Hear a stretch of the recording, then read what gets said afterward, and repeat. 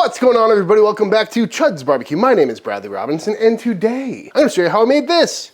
Beautiful, delicious, porky, hammy, scratch-made, amazing ham-brined pulled pork turned into some lovely barbecue ham sandwiches, of course, on some homemade buns.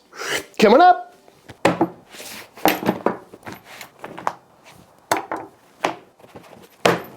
This is a pork butt.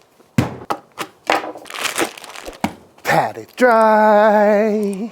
And what I got here is a pretty standard looking pork butt. It's bone in, no skin on top, weighing in right around 8 pounds, and looking like a pretty typical pork butt you're gonna find around these parts. The only gripe I have with it is the fine folks over at HEB have started really scalping this fat cap on top of all of their pork butts, which is mildly irritating, but there's still plenty of fat on there, and of course we got a lot of intramuscular fat, which should work out really well for making some pulled pork, which is exactly what we're doing today, but of course with a holiday twist, because every time Christmas dinner rolls around, we're typically bouncing between a beef Wellington, a prime rib, or a holiday ham. And I have a whole video I made a couple years back on how to make your own ham from scratch, you know, sliced up ham, cured and smoked. It was absolutely fantastic. So this year I figured we'd do a similar thing, but with a pork butt instead of the back leg of a pig. That way we end up with some lovely, shreddable, tender, smoky, barbecue pulled ham. And I've seen a few videos online over the years of people making pulled ham, but typically what they're doing is going out and buying a previously smoked ham and then just throwing it on the pit and bringing it up to tenderness, which could be tasty, but the back leg is very lean, so it's probably not going to be the juiciest ham you've ever had. And ham in general doesn't really make for great pulled pork, but the pork butt sure does. Nice and rich, nice and fatty. But taking a look at this thing, it's looking pretty good. I don't really think there's much you need to do. Just like anytime you're making pulled pork, because it's all going to get shredded up anyway. But if there's anything kind of like this, sharp corners, we can knock that down. Anything that's hanging off might burn up a little too quick and get kind of hard. So we'll just kind of give it a once over, see if there's any trimming we need to do. Definitely not removing any more fat than already has been removed.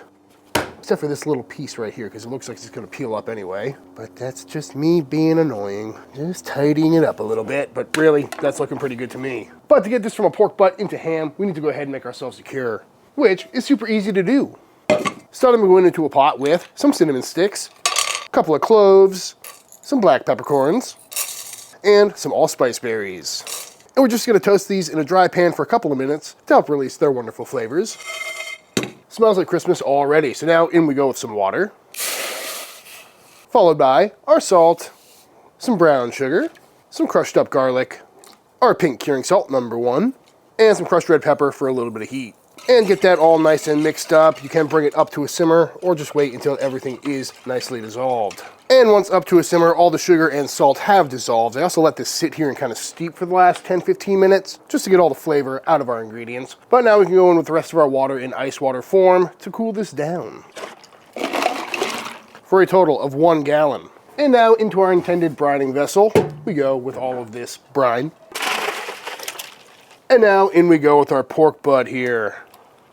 Oh, perfect fit. Gotta love that. And at this stage, you could pop a lid on this and park it in the fridge for a few days, up to a week, maybe even 2 weeks if you really wanted to get a full cure going, kind of like a pastrami or something like that. But you know me, whenever I'm doing a brine project like this, I like to bust out the injector to make sure we've got even penetration all the way throughout and just speed up the process a little bit. Got the old injector here full of brine. Per usual, I took some of this brine, I sent it through a sieve here to remove any of those seeds or anything that will clog this thing up. Set aside over here. And now we're gonna go ahead and start injecting this thing all over. Ooh, yeah, kind of fun, kind of tedious. Reload. Oh, I forgot there's a bone in this thing. And how much you inject this is really up to how patient you are. And I feel like I have been doing a lot of brining and curing and injecting here lately, but you know, this time of year, it's just a great way to inject a whole bunch of holiday flavors into your meat. Quite literally in this case.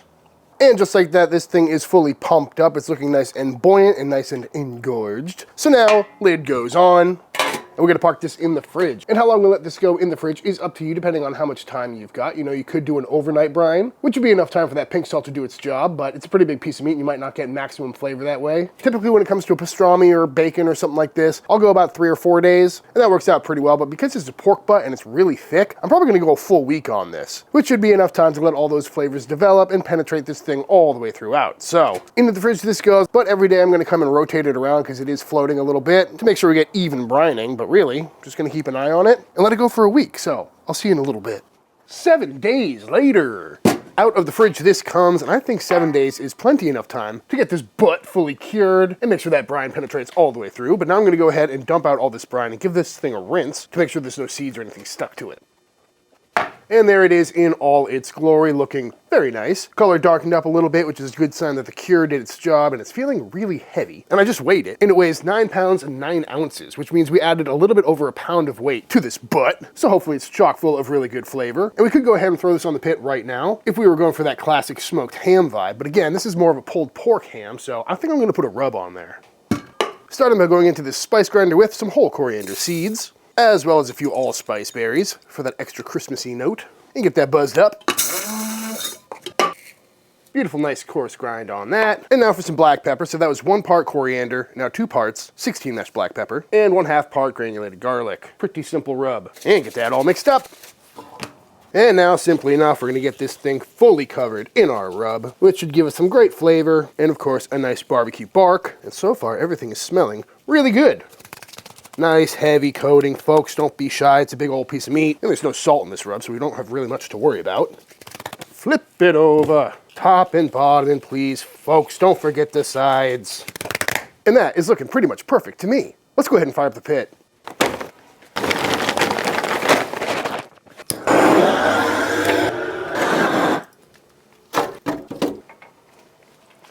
Merry Christmas from my boot snake to yours. And on the pit we go. Got the old offset smoker here fired up with some post oak wood for a classic Texas barbecue cook. Pop this guy on right about there. Bone aimed toward the fire. And if I was making actual sliceable ham, I'd probably start this out a little lower, a little bit smokier, and we'd only be aiming for an internal temperature of like 150, 160. But again, we're making more of a pulled pork ham today. So I'm gonna cook this just like a normal pork butt. So pit's still on its way up, so we'll get a lot of good smoke in the early stage, but I'm likely gonna rock this about 275 for most of this cook, maybe even a little bit hotter. Because if we learned anything from the Christmas brisket that I did last week, these brined items tend to take a really long time to cook, and it's a pork butt, so I'm not really too concerned about perfect texture, because we're just going for tenderness at the end of the day. You know, it doesn't need to hold up for that perfect slice like a brisket, so pretty forgiving cut, it'll be a pretty easy cook. So, shut this down, maintain some temps, enjoy this beautiful December day. We'll check back in on this in a little bit. 10.5 hours later, this pork butt has finally come up to an internal temperature of around 180 degrees. So off the pit it comes. Looking nice and juicy, bud. Ow. Got a great bark, shrinking up nicely, smelling absolutely fantastic. So now I'm gonna go ahead and give it the old trusty foil boat.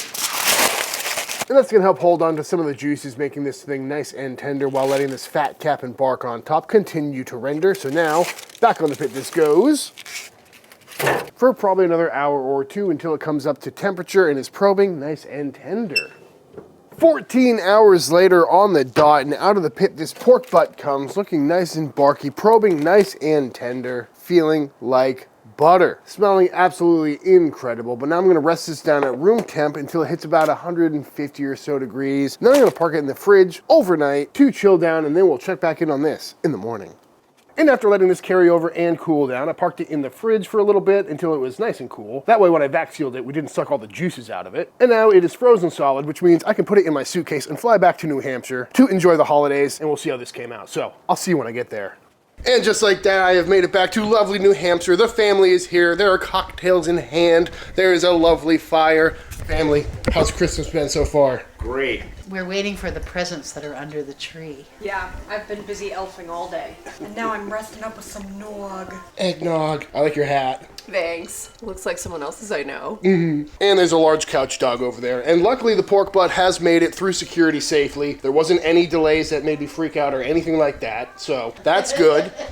It's safe, it's cured. So if you're ever gonna travel with meat and you're worried about having delays and stuff, yeah, make sure it's fully cured and smoked first. But I think it's time to knock out some buns and make some pulled ham sandwiches. Let's do it. I'm gonna make some mac and cheese and some salad. Well, I'm not making a salad, but... I'll make a salad. Oh, God! Have some more cheese. Starting by going into a stand mixer with some milk, our eggs, our sugar, and our yeast. And give that a quick little mix. And next up we'll go in with our flour, some dough conditioner for a nice light fluffy bun, as well as some kosher salt. And let that all come together. And once the shaggy dough ball has come together, we can go in with our softened butter. And now we're gonna let this mix for 6 to 8 minutes. And once you've got a nice smooth topped ball, into a greased bowl we go. And we're gonna cover this up and let this rise for the next hour to hour and 1/2. And once our dough is looking nice and poofy, out it comes. Boop. And now we're gonna go ahead and portion this out into some 90-gram dough balls. Then we'll go ahead and grab a dough ball and form all the seams to the underside for a nice taut ball, pinching everything closed. And then give it the old table roll so it's a nice taut ball. Something like that. And once all rolled out, I pressed these down a little bit and got them on a Silpat line baking sheet. Now we're gonna let these rise for another hour or so.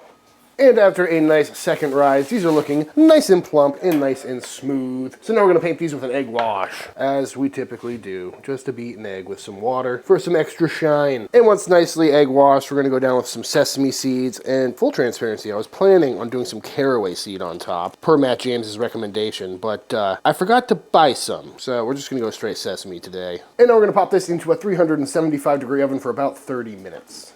Mom, what do you think of the buns? They are beautiful. But just like that, fresh out of the oven, looking absolutely beautiful. So now we're gonna let these cool down for a little bit. So at this point, buns are cooling down. I've got the pulled pork, or pulled ham rather, in a sous vide bath at 155, and it's been there for like 3 hours at this point. So we know that's good to go. But the only thing we need is a sauce and maybe some cheese to build some pulled ham sandwiches. And I know just the... Oh, hey Kevin. How you doing, buddy? I know just the elves for the job. Guys, what kind of sauce are we thinking today? Honey must. Honey, I must. Oh my God. All right, let's do it. So, Brooke, what do you think goes in honey mustard? If I were to take a guess, mustard, Weird start. honey, Yeah? Yeah, it seems plausible. yeah, maybe mayonnaise? We've got this award-winning honey. Mom, come tell us about this honey. This was made by our friend Jim McDonald, and it won first prize at the Cornish Fair. Winning at the cornhole. And this is very good honey. Wow, thanks, Jim. Shout out Jim Jim. did a good job. All right, we've got Grey Poupon, Dijon. Oh, it's gonna fart. She's squirting, bud. Are you going for a 50-50 Dijon yellow? I think a little more yellow than Dijon, but Nice. feels pretty runny. Yeah, I just popped it in yeah. the microwave for a minute. Flowing like gold. I like to put a little bit of mustard in mine. Well, yeah, I would hope so, Becca. I like to You put mean mayonnaise? I like to put a little bit of mayo in my honey mustard. Cream it up a little bit. Creamier, and it makes it like look yellower somehow. Okay, well, Wait, back. oh Oh, gosh. the tinier whisk. Smaller. Yeah, that one's way too big. Nice. Oh, it's a thing of beauty. Double whisk action. Whiskey Mountain. Looking pretty good. How's it tasting? Ooh, that is really good. Yeah. Does it need anything? I don't think it needs anything. Did we nail it on the first go? I like it. One of the few salads to make an appearance on the channel. Becca, what's in your salad of choice tonight? We got some like delicious butter lettuce, and then I made ranch-ish dressing with a lot of herbs and some dill, some Greek yogurt. And then I made some pickled onions that are gonna be pink, so it'll be red and green, a little festive. Oh, Christmassy. Ooga booga. But those are not pickled onions. These are not pickled onions. These are just some toasted almonds, because every salad needs a crunchy thing. How you doing? Oh, a sprinkle of onion. The real question is, what Christmas movie are we watching after dinner tonight? I'm kind of hoping Elf. Elf? Oh, it's time for Elf. Maybe Home Alone? It's Santa. I know him. Here's a comment generator. Is Die Hard a Christmas movie? Absolutely beautiful looking buns. Let's go ahead and see what they look like on the inside, shall we? Lovely crumb, nice and squishy. Let's get some of these toasted off. And at long last, I think it's finally time to pull our Christmas pork. Ooh, it's heavy. Lot of resting juices in there. All the juices from the foil boat went in there as well. So I'm gonna go ahead and drain some of that into a bowl here, because we may not need all of that. Smoky au jus, yes please. And then out of the bag we come with this beautiful, super tender feeling pork shoulder. Looking really good. It honestly looks like a regular barbecue pork butt at this stage. Definitely lost that crunchy bark because it was vac sealed and frozen in sous vide, but I'm still very happy with how that is looking and smelling. Does the bone come out? Very easily, indeed. And now it's time to see if this is really tender. Oh, yep. That certainly is tender, and look at that. It's pink, just like ham. And nice and juicy. This is very tender. Smells ridiculous, too. Nice and smoky, picking up on some of those warming spices and other notes. So now I'm gonna go around and just break up all these pieces until it is the perfect pulled pork texture, where it's got some chunkage to it, but not complete mush, you know what I mean? You sneaking a little bite? And once that's looking shredded to your liking, we can go back in with some of these resting juices if you want it to be a little bit juicier. And also you can taste and adjust for seasoning at this point, but I think it's gonna be plenty salty. But look at that deep smoke ring on there. Deep cure flavor. Loving it. And there we have it, folks, my version of smoked pulled ham. Let's build a sandwich. Starting with our beautifully toasted homemade bun, go down with a nice little dollop of Becca and Brooke's famous honey mustard, followed by a healthy mound of some of this pulled ham. God, it smells incredible. And we're keeping this one pretty simple today, folks. Honey mustard, little pulled ham, and we chopped up some cornichons for a little extra pickle, a little extra acidity, and a little extra crunch, and I'm gonna kind of scatter these all over the place. Probably should have just put it on the bottom bun if I'm being honest. And then top it off with our top bun, and there it is, folks, a pulled ham barbecue sandwich. Looks pretty good to me. Let's make a few more. Little honey mustard on the bottom. I am gonna go down cornichons first this time. A little bit easier. Big mound of pulled ham. Do we need a little extra honey mustard on this top bun? Can't hurt. Oh, sight of beauty. Pretty fantastic spread, folks. Some lovely ham sandwiches. We got extra pulled pork if you guys need it. Well, if you insist. That's a Brooke-size sandwich. And Bonton made us a lovely mac and cheese. And Becca made the salad. Delicious. Can I snitch a little ham? Go for it. Let us know how it tastes. Oh, that was so good. I've never had something that tastes like ham and pulled pork at the same time. Right? It's really good. I think that all ham should be made out of pork butt moving forward, you know? It's just juicier. Yeah, this is insane. It looks delicious. It keeping smells so snitching. good too, doesn't it? This is a good plate.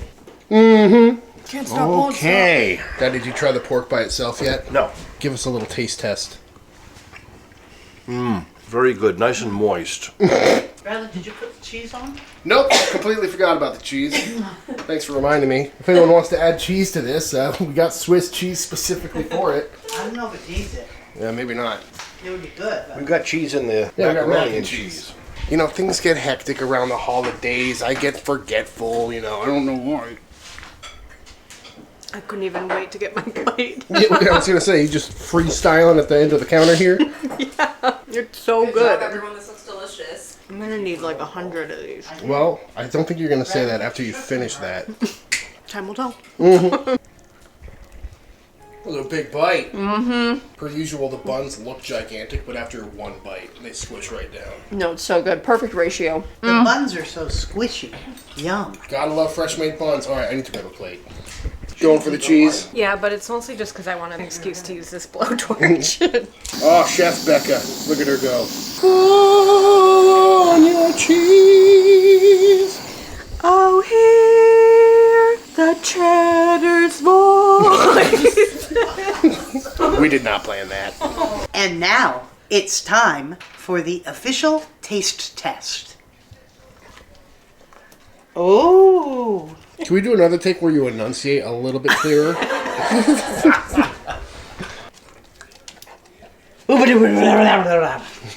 All right, y'all, and that is it. That is how to make some absolutely fantastic smoky barbecue pulled ham. I highly recommend giving this one a try. You know, that really was a unique eating experience where it's got all the great flavors of a lovely smoked ham, but the texture and form factor of classic pulled pork, and made for some absolutely fantastic sandwiches. And I'm glad we got a bunch on hand because that's going to be going into the eggs in the morning. Might make an eggs Benedict with it, and sandwiches all week long. Highly recommend it, and definitely something I'll do again in the future. But all that being said, if you enjoyed this video, let me know by hitting that subscribe button. Let YouTube know by dropping a like on this video. If you give this recipe a try for yourself, be sure to tag me on Instagram at Chuds BBQ. I'd love to see what y'all are cooking. Big shout out to all the Team Chud members. Thank you for supporting this channel and allowing me to keep making all these videos. And until the next time I see you, please go cook something outside. Peace.